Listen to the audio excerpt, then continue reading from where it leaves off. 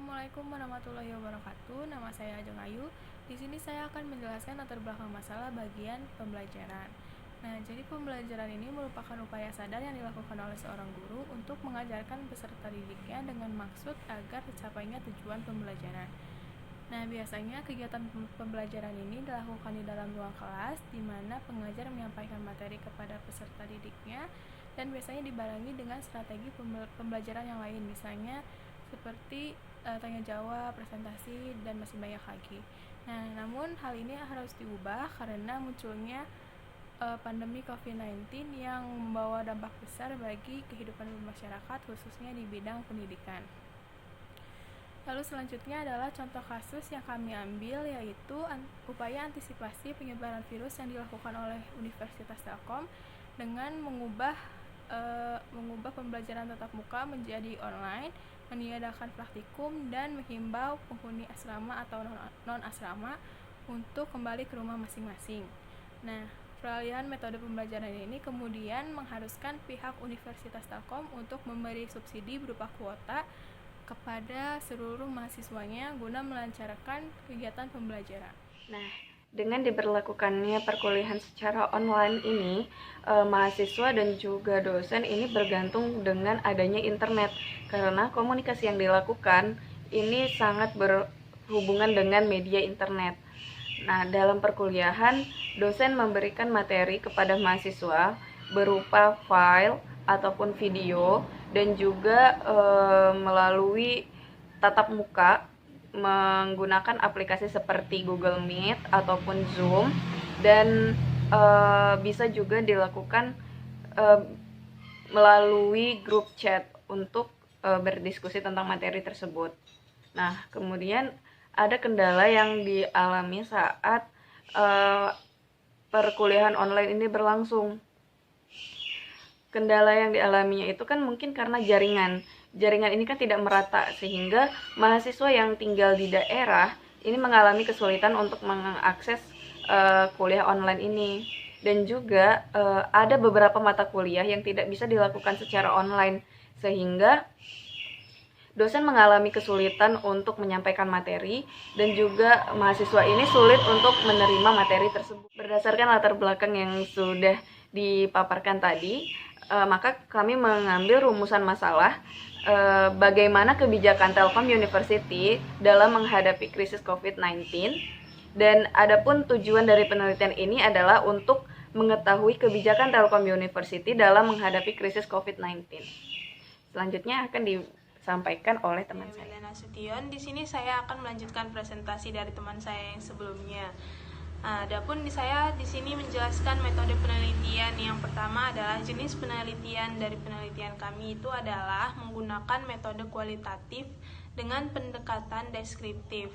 Yang mana metode penelitian kualitatif itu adalah meneliti sebuah objek ilmiah dengan peneliti sebagai instrumen kunci, teknik pengambilan datanya secara triangulasi, dan analisis datanya juga menggunakan secara induktif. Dan juga metode penelitian ini lebih memfokuskan kepada makna daripada generalisasi.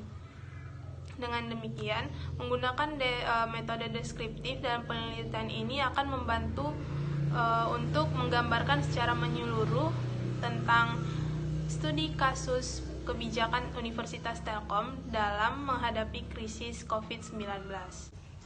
Nah, selanjutnya saya akan menjelaskan teknik pengumpulan data. Dalam metode kualitatif itu, teknik pengumpulan data bisa berupa wawancara, observasi, dan sebagainya. Nah, dalam penelitian ini kami menggunakan wawancara dan observasi. Saya akan menjelaskan tentang wawancara. Nah, di sini kami ingin melakukan wawancara untuk mengetahui secara mendalam bagaimana informan menginterpretasikan situasi atau fenomena yang sedang terjadi.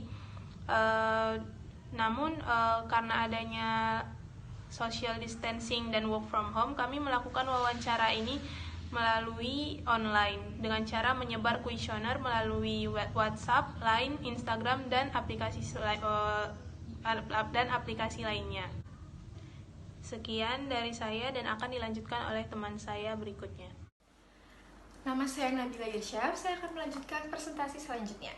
Jadi di sini saya akan membahas tentang studi kebijakan bagaimana Telkom University menghadapi pandemi COVID-19 ini.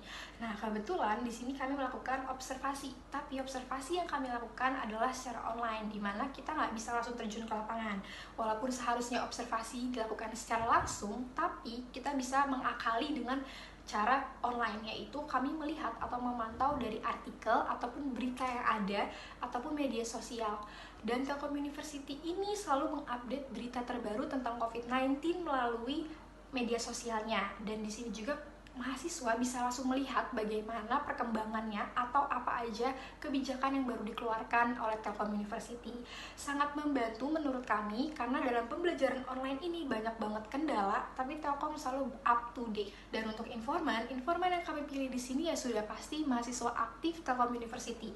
Kenapa? Karena kami meneliti tentang kebijakan Telkom, jadi nggak mungkin kampus lain. Dan di sini kami juga melihat bagaimana tanggapan atau respon dari para informan kami ini. Bagaimana cara kami memilih informan adalah dengan kami menyebarkan kuesioner.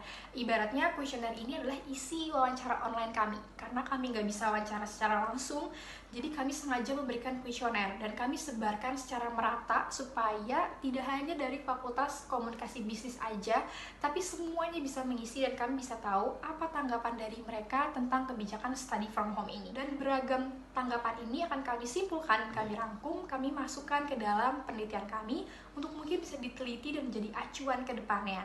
Dan sejauh ini untuk Telkom University telah mengupayakan yang terbaik untuk study from home ini, makanya kami di sini juga bersyukur terutama tentang pembagian kuota yang diberikan.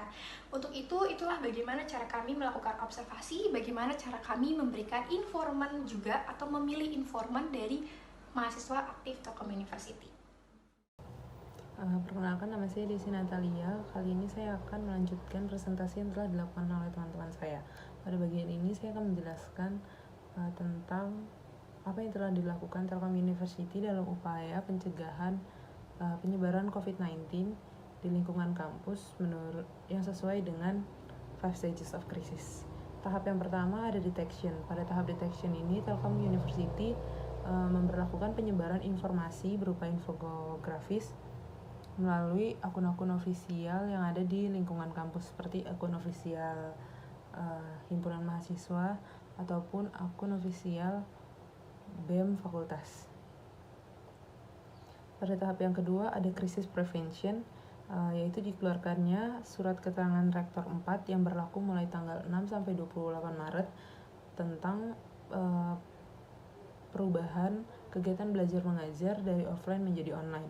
Pada tahap ketiga ada crisis preparation, yaitu dipulangkannya mahasiswa asrama ataupun non-asrama yang berada di lingkungan Telkom University untuk kembali ke rumah dan daerahnya masing-masing, yang merupakan salah satu langkah pencegahan penyebaran virus COVID-19 di lingkungan Telkom University. Tahap yang keempat yaitu ada containment, yaitu Telkom University memberikan subsidi sebesar Rp100.000 setiap bulannya dari bulan Mei hingga bulan Juli bagi mahasiswa yang menggunakan kartu Telkomsel, Simpati, Halo, AS, dan lainnya yang masih merupakan satu perusahaan provider. Dan juga penyebaran link daily check-in yang harus dilakukan oleh mahasiswa sesuai dengan fakultasnya. Yang terakhir ada recovery, yaitu kegiatan belajar mengajar yang mulai berjalan normal walaupun menggunakan platform online, dan juga kegiatan di luar belajar mengajar seperti rekrutmen kru atau anggota dari program kerja himpunan mahasiswa atau BEM, dan juga adanya kegiatan seperti workshop ataupun seminar yang dilakukan melalui via online juga, dan bahkan hingga sidang online. Berikutnya akan dijelaskan oleh teman saya. Selanjutnya, saya akan menjelaskan tentang hasil kuesioner kami yang akan menunjukkan bagaimana reaksi publik atau mahasiswa Telkom University terhadap kebijakan kuliah online yang diterapkan oleh Universitas Telkom, yang akan kami analisis dengan 5 stages of crisis. Yang pertama adalah detection. Telkom University pada awal muncul wabah virus corona telah mengeluarkan layanan hotline dari Siaga COVID. Reaksi publik pada saat itu adalah layanan tersebut dinilai cukup fast respon dan publik sangat puas dengan layanan yang diberikan oleh Telkom University. Yang kedua adalah krisis prevention. Krisis prevention yang dilakukan oleh Universitas Telkom adalah dengan mengeluarkan edaran untuk kuliah online terhitung dari tanggal 16 Maret sampai 28 Maret 2020 pada awal virus corona mulai menyebar di Indonesia. Dikeluarkannya surat edaran itu juga merupakan anjuran bagi seluruh mahasiswa untuk kembali ke rumah masing-masing. Reaksi publik pada saat itu adalah tidak semua mahasiswa menerima dengan baik kebijakan untuk kembali ke rumah semuanya, karena hal itu dinilai dapat membawa penyakit ke kampung halaman mereka. Yang ketiga adalah krisis preparation. Setelah dipulangkannya mahasiswa atau dilakukannya kuliah online, pihak Universitas Telkom tidak serta-merta lepas tangan dalam memantau kesehatan mahasiswanya. Hal itu terbukti dengan Universitas Telkom membagikan link pendataan kesehatan yang wajib diisi oleh seluruh mahasiswa Universitas Telkom yang dianjurkan untuk diupdate setiap hari agar Universitas Telkom mengetahui keadaan terbaru tentang mahasiswanya. Reaksi publik pada saat itu adalah pada awal dikeluarkannya kebijakan untuk mengupdate setiap hari tentang kesehatan mahasiswa merasa malas karena setiap hari dianggap terlalu memberatkan. Setelah itu muncullah kebijakan lagi yang membuat mahasiswa antusias, yaitu pihak kemahasiswaan memberikan reward berupa poin TAK yang akan bisa ditukarkan jika mahasiswa rajin mengisi link pendataan kesehatan tersebut. Yang keempat adalah containment. Dalam containment ini terdapat 2 poin. Yang pertama adalah Telkom University dalam menanggapi surat edaran Presiden tentang diperpanjangnya masa physical distancing hingga 29 Mei 2020, yaitu dengan juga memperpanjang kuliah daring hingga akhir semester. Semua hal yang berkaitan dengan kuliah seperti kegiatan kuliah, sidang, dan UAS dilakukan secara online. Yang kedua adalah pihak Universitas Telkom memberikan subsidi kuota senilai Rp300.000 kepada seluruh mahasiswanya. Reaksi publik untuk poin pertama adalah mahasiswa merasa keberatan karena kuota yang dibutuhkan untuk kuliah online tidak sedikit. Dan yang kedua adalah setiap dosen memiliki metode dan media untuk melakukan kelas online yang berbeda-beda, sehingga mahasiswa harus menyiapkan memori yang cukup besar di laptop maupun di HP mereka. Dan masalah selanjutnya adalah mahasiswa merasa jika materi yang diberikan oleh dosen dianggap tidak tersalurkan dengan baik karena dosen cenderung hanya memberikan slide berbentuk PowerPoint dan tidak menjelaskan secara rinci seperti yang dijelaskan secara offline. Namun tugas yang diberikan cenderung lebih banyak daripada saat kuliah offline. Dan untuk reaksi publik untuk poin kedua adalah mahasiswa sangat berterima kasih kepada Universitas Telkom karena telah membantu dalam hal subsidi kuota. Untuk tahap terakhir yaitu recovery, Telkom University belum sampai untuk tahap recovery karena menurut kami Telkom University masih berfokus pada tahap containment. Sekian dari hasil kuesioner kami. Saya dari Fatimah Zahra. Di sini saya akan menjelaskan bagian kesimpulan mengenai laporan kami, yaitu studi kasus Universitas Telkom dalam menghadapi krisis COVID-19. Hasil dari penelitian ini yaitu bahwa pihak Telkom sudah menangani dengan baik kasus COVID-19, dibuktikan dengan adanya pemulangan atau pembelajaran melalui media online selama 2 minggu. Kemudian untuk hal yang seharusnya dilaksanakan diubah statusnya menjadi tertunda seperti wisuda. Selanjutnya, pihak Telkom membuat diary check-in untuk mengontrol para mahasiswanya yang berada di luar area kampus maupun yang sudah pulang ke rumahnya masing-masing. Kemudian dengan adanya perpanjangan kuliah online atau daring memberatkan sebagian mahasiswa yang tidak mempunyai kuota, maka pihak Telkom memberikan subsidi kuota sebesar Rp300.000 yang digunakan untuk pembelajaran media online mahasiswa di rumahnya masing-masing. Itulah hasil kesimpulan dari laporan yang kami telah buat. Terima kasih. Saya akan memberikan saran sebagai krisis nih. Dalam menghadapi kasus seperti ini, Universitas Telkom sebelumnya harus ditanggap dalam menangani krisis seperti ini ya. Terutama untuk media pembelajaran yang sangat beragam untuk menjalankan kuliah online. Nah, berbagai macam media itu dapat dimanfaatkan dengan baik dan juga tidak mempersulit akses dalam pembelajaran online. Selain itu juga dalam memberikan materi diharapkan dapat menyampaikan secara sederhana namun dapat dipahami oleh mahasiswanya. Walau agak sulit menyampaikannya, namun terdapat berbagai macam cara agar terasa lebih efektif.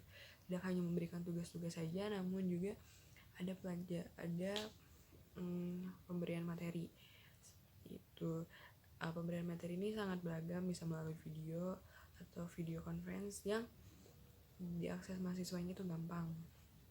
Lalu dalam memberikan kuota atau subsidi itu sudah cukup, namun memang masih banyak mahasiswa yang merasa itu kurang. Dikarenakan banyak mahasiswa yang rumahnya belum terdapat wifi ataupun memang agak jauh rumahnya.